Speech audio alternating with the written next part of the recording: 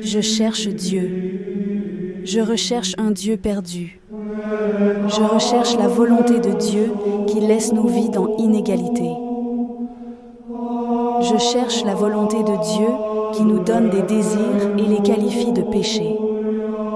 Je recherche la volonté de Dieu qui provoque la guerre et sépare d'innombrables réfugiés de leur famille. Je cherche la volonté de Dieu qui colore les gens de différentes couleurs de peau et les oppose les uns aux autres. Le monde change de jour en jour. La religion, elle, reste parmi nous telle qu'elle est depuis des milliers d'années. Parce qu'il y a tant de faits dans le monde qui ne peuvent être prouvés par la science. Je crois en l'existence d'un Dieu avec différentes formes et différents Elohim. Mais je le cherche. Je le recherche. Si les humains sont imparfaits depuis le début du temps, j'aimerais demander à Dieu qui a créé ce mal.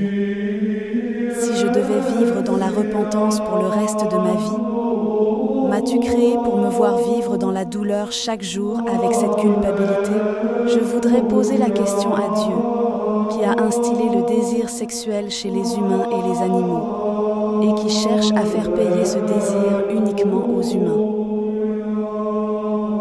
Quelle est votre définition de l'amour? Vous me dites d'aimer mon prochain, mais quand ce voisin aime quelqu'un du même sexe, je voudrais vous demander pourquoi l'interdisez-vous en fait un péché? Comment déterminez-vous votre voisinage? Je voudrais vous demander qui interdit le massacre. Nous avons traversé tant de la guerre en raison de petites différences idéologiques. Que voulez-vous de moi dans un monde où la moindre divergence d'opinion peut mener à la violence? De nombreuses religions parlent de l'au-delà et cherchent à changer nos vies. Mais personne ne se soucie de savoir pourquoi Dieu nous a créés de cette façon. Je cherche donc Dieu.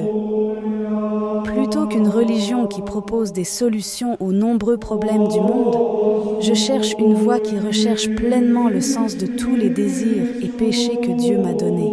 Ce lieu fictif permet tout ce qui est religieux. Nous le définissons comme une zone de liberté religieuse. La Vierge Noire est venue vers nous pour éclairer le monde des ténèbres. Mais nous vivons toujours dans l'obscurité. Mon ami est séparé de sa famille à cause de la guerre et vit dans un nouveau pays. Aujourd'hui encore, de nombreuses personnes anonymes sont victimes de la guerre. Elles crient vers Dieu en voyant leur maison détruite par les bombes. Le pape prie Dieu d'apporter la paix dans nos vies. De nombreux vœux subsistent dans ce monde, mais ils n'ont pas changé nos vies. Aujourd'hui, la religion n'est plus une porte d'espoir. Au fil du temps, les conflits religieux ont conduit à des hostilités dans de nombreux pays. La religion est devenue le début du désespoir, non de l'espoir.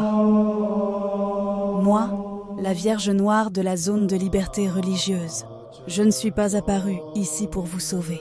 Je regarde le monde et vous présente les vies que nous avons oubliées. Ce n'est plus l'histoire de quelqu'un d'autre. Maintenant, nous allons marcher ensemble dans l'enfer du monde abandonné de Dieu.